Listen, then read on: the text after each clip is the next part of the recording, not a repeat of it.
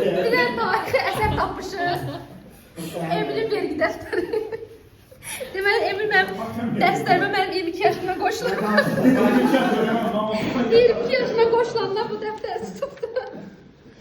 Amma halaldır, yazıq. Burası ki, bu dərsdə həm test var deyəsən.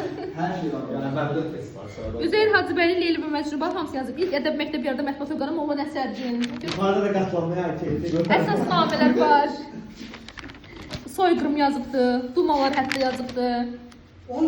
NATO, OPEC falan, hamısı var. BMT'nin orqanları falan, təşkilatlar belə yazıbdı. Bir dənə qopmuş ürəkdə konsullar var, müəllimi yazıbdı. Cəlil Məhəmməd Qulzadə. Milli Məclis belə var burada, yəni. Yəni burada, Tugay niyə bilirsiniz gəlmişsən dərsə? Gəl burada sənə tarix edin. Həm məntiq də var arada. Bu dəftərdə olmayan şey yoxdur da, yəni.